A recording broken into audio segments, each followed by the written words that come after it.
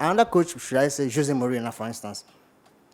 Jose is a good coach, no doubt about it. Yeah, great one. But looking at the way he plays right now and the way he played and when the decade they won the Champions League twice, I'm not saying maybe he has lost his touch or something. I mean, he's still good anyway. He still wins trophies as even won trophies as 2017. Sorry. Do you think Mourinho has reached the end of an era?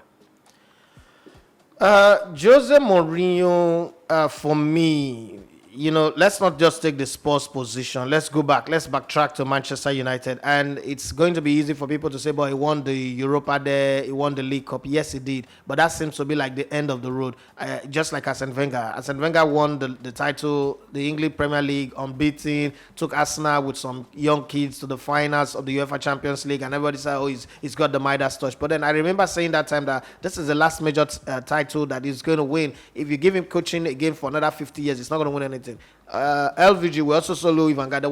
There was an era where the best coach in the world was LVG. His style was incredible. His assemblage of players, young players, turning them into great players. Kanawako, Patrick Kluivert, Clarence Seedorf, Edgar Davies, the Bois brothers, Ronald and Frank de Boer, just name it. Yari Litmanen, Patrick Van Onsen, all of those players, Marco Vermars, turning them into something with a mix of experience. Frank Rijkaard, Danny Blinder, and everything going for him. But it got to a point where all of those things didn't work. First, it was 2010. And all these coaches always start off with losing one major finals. Lost to Inter Milan with Bayern Munich. A Bayern Munich squad that looked way, way better than Inter Milan. But they lost. They lost, silly. And then since that time, it didn't recover again. I think that Jose Mourinho is doing something that is borderline foolishness. Okay? He's more focused on himself. Before you ask him anything, before you question his credibility, his credential, he's the first to tell you how many titles he's won. Guy, we know all that. You have a job to do. You're paid to do this job. Get the job done. I could sit here and tell you, I've been to the World Cup as a commentator. I've been there. No, I'm starting on this job, and I'm at O level right now, 0 level, ground level. I need to build from ground up. No matter how it is, I need to come to the job prepared every day. I think that Jose Mourinho came into Tottenham Hotspur to tell the players what they are missing. But it didn't give them what they are missing. It is one thing to tell you, guy, I can see that you are hungry, but then I don't provide the food for you. And that's the problem. And then that is toxic nature of thinking that if he creates an animosity in the camp, it will make the players react. Not every players react like that, especially players that have been shown love. So let me draw a parallel with this. If you grow up in the ghetto, where there is no love, there is no care. If you go out there and somebody is trying to intimidate you, it's not new to you. You're used to this. You grew up on this. You saw this growing up. Like, if somebody is trying to intimidate you, you just wave it aside. Our photographer, Tian, is a typical example. He tell you, I can hold my camera and stand on that bridge at Ujolegba in the middle of the night, and I'm not afraid. My son, growing up now, if he grows up, he will not be able to deal with that kind of thing because he didn't grow up like that. I grew up in Warri, in the hoods of Warri. So if you come at me bullishly, I would be able to understand that, oh, you're trying to test me. You're trying to bring out the best out of me through this method. The thing is, the sports players over time, from Wande Ramos to Ari Redknapp, down to Martin Yol, and then Pochettino, have been created, a sports culture have been created out of love, holding them in cotton wool, treating them like they are eggs, petting them and loving them. You can't just come and disrupt that system. You can't just come and say, no, this cannot work. I want to upgrade you to 7G. But hey, hello, this is a 3310 phone.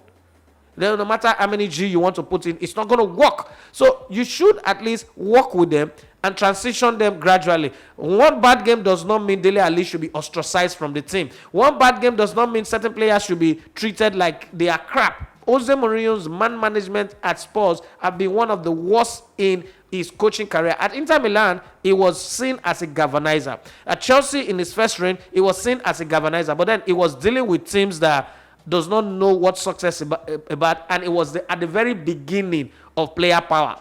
It was at the beginning of player power. Now I've reached the place where player power is very rife.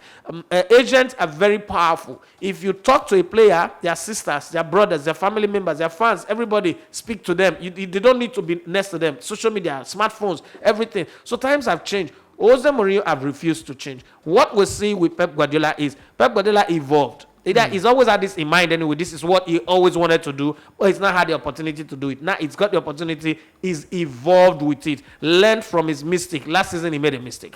Okay, he made a mistake of trusting his players and feeling like I do not need reinforcement, and we saw what happened. So this season he reinforced. He tried a system that he has always had in mind, but maybe not bold enough to play because players were fit. But then injury happened, COVID happened, there was no money to spend and all that. So he tried this and it worked. I thought that Jose Mourinho, I think there's still juice in him as a coach. There's still something in him to do, but Jose Mourinho don't go to games anymore with tactical nuance, with the ability to say, you know what, I'm looking at this game, this player is not doing well, I'm going to change, I'm going to make that kind of thing he did at Chelsea where he brought in Belarus, 9 minutes later, he yanked him up, but then they won the game. Those things he did with Crespo, those things he did with Mutu, those things he did with Ashley Cole and the rest of them, he's no longer doing them. It just feels like there is a set way that will work. Harry Kane and Son Heung-min should become Lampard and Didier Drogba. You can't replicate that all the time because these players are not the same. They are not cut of the same clothes. They are not of the same DNA. They don't have the same kind of struggle. So you can't recreate that all the time. I think at the end of the day, Jose Mourinho, if he doesn't win the League Cup on the 25th of April, will end up, losing this job, and then Levy will move on, regret why he sacked Pochettino and didn't back him up the way he backed Jose Mourinho. But then they'll bring in another coach who might take Spurs up or keep them where they perennially have always been, Arsenal want to be, and nothing would happen. But I think Jose Mourinho still have time to change his game. But if he continue like this to me is the end of an era for him. Jose Mourinho is not. He's not that type of man. He's assistant referee. He's long-term assistant. He's not. They're the same kind of people. But aside that too, do you think maybe his pattern of him being outdated, if I use that word? Do you think he has more to do with man management or maybe his style of play, or do you think it's any style of play that phases out? It's a matter of time, maybe inventions or thereabout, or one or two things. Okay, so Jose Mourinho went to Chelsea. That was caught in confusion. They didn't have a tradition. They've not won anything. They were not successful, to say the least. Okay, they kicked out Ranieri and brought him in. He was coming from the very highest highs of coaching. He had won the UEFA Cup in 2003, and then in 2004, he won the Champions League. So when he came in, first off, everybody at Chelsea were buying down to worship him. Now, they've not seen a man like this before. It was a case of this kind of man I never see. It was a different kind of guy. And then when he went to Inter Milan was a team that was built around the Catenaccio defensive mind play. They played to the death. And then there was no AC Milan, there was no Juventus. People forget that very, very fast. So it was okay for him to tell a Samuel Eto'o, for instance, who is a traditional forward player, who scores goals like they were going out of fashion, to play as a wing back, and he didn't bother because everybody was following that. But when it came to Spurs had just discovered the liberty to play forward. They had played the Champions League finals. Even though they didn't win it, it meant a big thing to them in their career. Harry Kane had just won the Golden Boot from the World Cup. So this was a team that was expansive in their play, was beautiful, was fluid, was attacking. You can't just bring that team and tell them that you want to reconfigure their DNA. You just discover that there is a science lab that can change their DNA from that attacking team to a defensive team. I think that that's the place where Jose Mourinho got it all wrong. The focus should be, okay, we will maintain what you do, but we would enhance it. But then who's to blame for that? I think it's Levy, because you don't bring an ultra defensive minded coach into a team that is ultra attacking and expect that something will give at the middle. That didn't happen. So for me, statistically, Levy brought in a man that was the hype at the wrong time. Fans don't come to the stadium. Jose Mourinho, you thrive on riling the fans against the opposition, getting everybody to shout. There was no fans to echo his behavior, his attitude. There was no fans to do that. Then there was nothing. There was nobody to act the drama to. There was no Nollywood fans to entertain. That was one of the problems. So if you look at it carefully, I think that his style, you took what do I call it now? Ahmad Jehovah. That's what you guys call them, right?